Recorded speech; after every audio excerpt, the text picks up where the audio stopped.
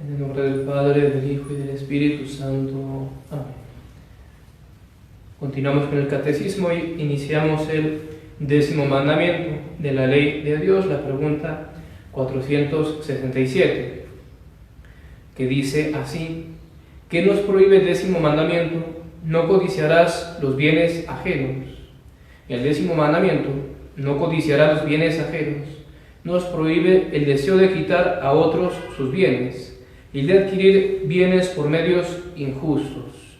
Entonces, lo que nos dice el catecismo que nos prohíbe este 10º mandamiento, por un lado, el deseo de quitar a otro sus bienes, es decir, un deseo de que el otro pierda las cosas que tiene, la envidia. Eso es propiamente la envidia, la tristeza por el bien ajeno o la alegría por su mal, un pecado horrendo, por supuesto.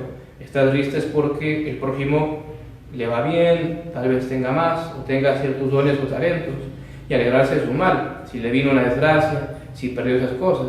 Y peor si uno es uno el que lo provoca. ¿Y cuántas veces no habrá ocurrido en la historia de la humanidad que este pecado de la envidia llevara precisamente a ser el envidioso el que hiciera el daño al otro, que pierda sus bienes, ese deseo de quitar a otros sus bienes por la envidia?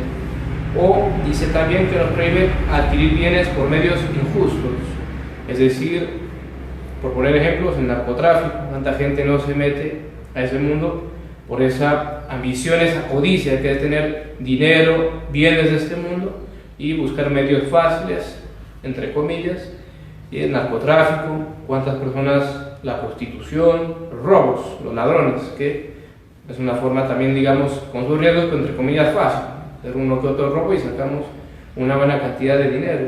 Estafas, fraudes, tantas cosas, ¿no? Tantas cosas que ocurren, que son, tal vez nacen de esta codicia, de esa envidia al prójimo, codicia en general o ambición, los bienes de los deseos o bienes de esta tierra. Y no hay que olvidar que San Pablo dice en una de sus epístolas que el deseo del dinero, esa avaricia, esa ambición, dice, es el origen de muchos males.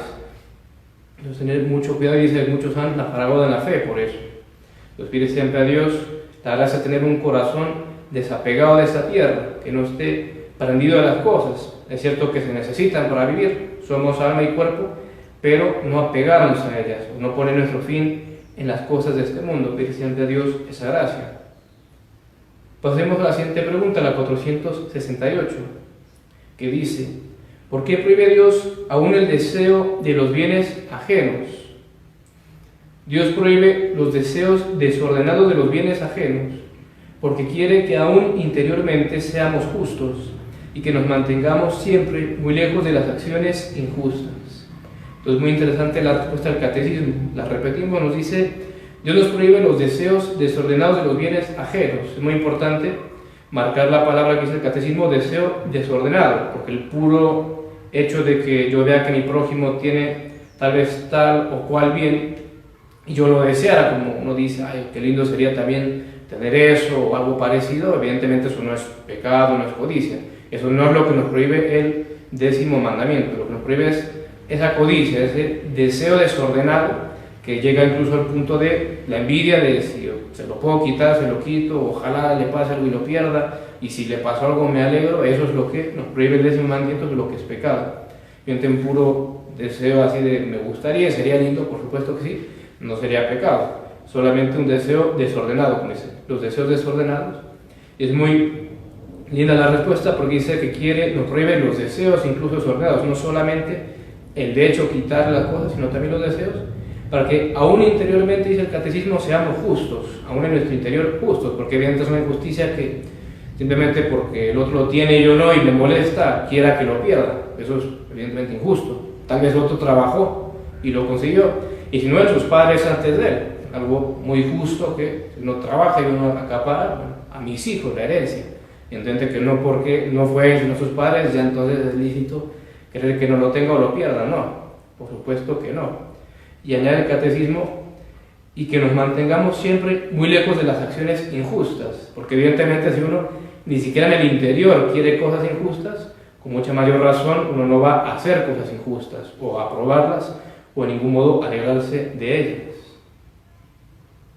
La siguiente pregunta, la 469, nos dice: ¿Qué nos manda el 10º mandamiento? Para que veamos lo que prohíbe, ahora veamos qué nos manda. El 10º mandamiento nos manda que estemos contentos con el estado en que Dios nos ha puesto y que suframos con paciencia la pobreza cuando el Señor nos quiera en ese estado. Una respuesta muy corta pero muy hermosa, vale la pena releerla y mirarla. Dice, el 10º mandamiento nos manda que estemos contentos con el estado en que Dios nos ha puesto, porque por supuesto que a Dios, a su providencia, a cómo Él maneja las cosas, no ha escapado que uno sea pobre, que uno sea de mediana economía o uno sea muy rico o multimillonario. Uno escapa a Él, en última instancia es porque Él así lo ha querido. Él ha querido que uno tenga esa determinada cantidad de bienes, y si uno está en pobreza es porque así lo quiere a Dios uno. Entonces muy lindo que dice que estemos contentos, nos manda este mandamiento con el estado en que Dios nos ha puesto, Dios nos puso allí. Esto va, por supuesto, totalmente en la mano con la conformidad con la voluntad divina, ser conformes con lo que Dios quiere. Y esto es muy importante no solo para este aspecto, el estado en que uno está, de pobreza o riqueza, sino para todos los aspectos de la vida, toda la vida espiritual, conformarnos con la voluntad de Dios, querer lo que Él quiere para nosotros. Y muchas veces nuestros pecados, nuestras quejas, murmuraciones contra Dios, hay hasta reclamos, no falta el que llega inclusive, tiene la osadía de ser un reclamo a Dios. Muchas veces eso surge de que nos falta esa conformidad con la voluntad divina, que no lo tenemos muy impregnado nosotros. Entonces, claro, uno tiene un plan y Dios tiene otro, que por supuesto es mejor, porque Él es Dios y no hay que olvidar que todo lo dispone para nuestro mayor bien y se frustra nuestro plan por el plan de Dios, que es el mejor, y entonces empiezan, como decimos, las quejas, los pecados, etcétera, porque nos falta eso. Conformidad con la voluntad de Dios. Entonces, Padre, yo no puedo trabajar, intentar avanzar y ser... No, claro que sí, pero precisamente con la conformidad de la voluntad de Dios. Porque si hacemos todo el esfuerzo y nos rompemos la espalda, tal vez sanamente, y queriendo sacar adelante a la mujer, los hijos, darles en sentido más, una recta intención, pero no ocurre el esfuerzo y vivimos, pero tal vez no llego a lo que quisiera. Conformidad con la voluntad de Dios, o sea, que Dios te quiere allí, en ese estado. Capaz y si te diera lo que tú quieres, avanzar en ese sentido, te pierdes, porque el dinero evidentemente que corrompe muy fácilmente y hasta muchos pecados se facilitan, si me puedo expresar así, teniendo dinero.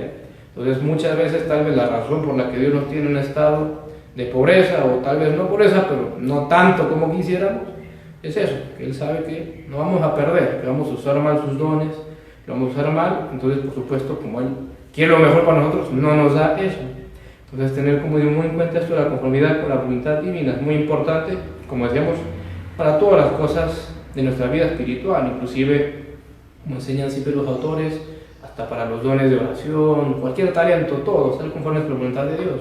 Uno está árido en la oración, no sale tan fervoroso como quisiera, no quisiera tener mayores dones de oración, conformarse con la voluntad de Dios. No se los está dando a uno, evidentemente, y esa es su voluntad. Entonces estar allí, árido, seco, como una piedra, pero estar allí por amor a Dios, mientras Él quisiere, mientras Él quiera.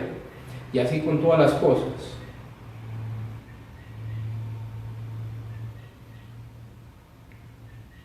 Y la siguiente pregunta, la 470 y última por hoy, dice: ¿cómo puede el cristiano estar contento con el estado de pobreza? ¿Cómo puede ser uno feliz siendo pobre? Más en este mundo tan materialista que nos ha pintado que todo es, bueno, la materia, el dinero, la plata, los placeres, todas las cosas que uno puede acaparar esta vida, mientras más mejor. ¿Cómo hacer entonces para ser feliz? La pobreza parecería lo más espantoso y terrible, estar en la pobreza. Nos dice el catecismo: el cristiano puede estar contento aún en el estado de pobreza, si considera que la mayor felicidad es la conciencia pura y tranquila. Palabras merecen ponerlas en oro del catecismo. La mayor felicidad, la conciencia pura y tranquila. Y así es, porque esos que tienen millones y millones, pero que están llenos y cargados de pecados, y por algo le temen tanto la muerte, realmente al final disfrutan de eso. Y de hecho, ¿cuántos no ocurre? Y salen las noticias cada tanto. Alguien muy multimillonario, muy rico, famoso, se suicidó. Pero lo tenía todo. Se suicidó, se mató. Para perder desgracia de él, porque es un pecado gravísimo el suicidio. Entonces ahí no está la felicidad, sino que La mayor felicidad es la conciencia pura y tranquila. Esa es la mayor felicidad relativa que podemos tener en esta vida, que nunca hay que olvidar que es un valle de lágrimas. Siempre va a haber cruz, siempre va a haber sufrimiento. No nos hagamos ilusiones, pero no es lo mismo el sufrimiento, la cruz, aceptado por amor a Dios, cargada esa cruz y llevarla para nuestra santificación y nuestra salvación con esa conciencia tranquila, a arrastrar la cruz, cargados de pecados, maldiciendo, murmurando como el mal ladrón. Es muy distinto, muy, muy distinto. Y sigue el catecismo diciéndonos qué cosas debe uno considerar para aún en la pobreza estar felices, estar contentos. Primero lo que recién decíamos, que la mayor felicidad es la conciencia pura y tranquila. Que nuestra verdadera patria es el cielo, dice el catecismo. Nuestra verdadera patria es el cielo. Muchas veces parece que se nos olvida. Vivimos en esta tierra, si no lo pensamos de hecho, pero digamos en la forma de obrar es así, como que vivimos nomás para acá, y nuestra verdadera patria es el cielo, alcanzar la salvación de nuestra alma. Nunca olvidar que para eso hemos sido creados. Pregunta básica del catecismo: ¿para qué fin ha sido creado el hombre? Para conocer, amar y servir a Dios en esta vida, y mediante esto salvar su alma e ir al cielo. Eso es todo, así de fácil. Tantas crisis existenciales, si hubieran aprendido el catecismo o alguien se los hubiera enseñado, solucionadas. El hombre ha sido creado para conocer, amar y servir a Dios en esta vida, y después, mediante esto, ir y gozar de Él en el cielo, salvar su alma. Entonces nuestra patria verdadera es el cielo, nuestra tierra, y por eso no aferrarnos a ella y que sea toda la preocupación las cosas de este mundo, precisamente ganar la plata, los bienes de esta tierra, como dice nuestro Señor, hacerte un tesoro que no se agota en los cielos, no aquí en la tierra, que los ladrones roban, que igual se nos puede corroer. En el cielo, la práctica de la virtud. Y si uno tiene en ese sentido bienes de esta tierra, puede pasar que a alguno Dios le haya dado la gracia de tener bienes, de tener dinero, de tener buena hacienda, aprovecharlo también para el cielo, muchas limosnas y muchas buenas obras, porque si no al final no nos va a dar nada al sepulcro y se va, aprovecharlo en ese sentido. También otra consideración que nos pone el catecismo es que Jesucristo se hizo pobre por nuestro amor. Jesucristo se hizo pobre, nació pobre, vivió pobre y murió pobre. Su Señor toda su vida fue un dechado de pobreza, de la más extrema pobreza. Él mismo dijo en el Evangelio: el Hijo del Hombre no tiene dónde reclinar la cabeza, no tiene ni siquiera una cama donde dormir. Y cuántas noches no pasaba en vela, en oración. Vivió en suma pobreza. Él nunca, noten el Evangelio, nunca quiso tocar el dinero. Cuando está ese pasaje del Evangelio donde tienen que pagar el tributo, él le dice, no llevaba la bolsa, la llevaba Judas, que fue el traidor, y ladrón y robaba. Dice a San Pedro que vaya, pesque, y que el pescado que saque le va a sacar de la boca 2 denarios, uno por ti, otro por mí. Él no quiso ni tocar, lo encargó a él, quisiera porque había que pagar, pero él no quiso ni tocar. Y él nunca, según narra el Evangelio, llegó a tocar nada de dinero para darnos como esa mayor muestra de desprendimiento. Entonces tener esa consideración que Jesucristo se hizo pobre por nuestro amor. Como decimos, nació pobre, vivió pobre y murió pobre en la cruz, crucificado. Y también para llevar con buen ánimo la pobreza, termina el catecismo diciendo: y considerar que Dios ha prometido un premio especial a los que sufren con paciencia la pobreza. Hay un premio especial, una bienaventuranza. Bienaventurados los pobres de espíritu, porque de ellos es el reino de los cielos, la salvación, si uno es verdaderamente pobre de espíritu. Y más aún si uno lo es de hecho, efectivamente, porque como siempre notan todos los comentaristas, nuestro Señor al hablar de pobreza de espíritu se refiere principalmente a ese desapego. Y de hecho siempre se dice que uno puede ser pobre materialmente de cosas, pero rico en espíritu, por la codicia que estamos viendo. Está uno siempre adicionando y querer tener y maldecir porque uno no tiene. Uno no es pobre en espíritu, es rico en espíritu. Y a veces uno puede ser rico en las cosas, tener mucho dinero, o ser pobre en espíritu, no estar apegado a esas cosas. Entonces también la bienaventuranza recae principalmente sobre esa pobreza de espíritu, pero si esa pobreza de espíritu está además efectivamente la pobreza real, tener pocos bienes, apenas lo necesario para vivir, o a veces menos de lo necesario, como tantos santos, entonces por supuesto que podemos decir que la bienaventuranza es aún mayor, o se aplica aún más. Dejamos en todo caso Allí por el día de hoy, eso es todo lo que el catecismo nos trae, los 10 mandamientos. Allí termina el 10º mandamiento. Ave María Purísima. Pecado concebido, María Santísima. En el nombre del Padre, del Hijo y del Espíritu Santo.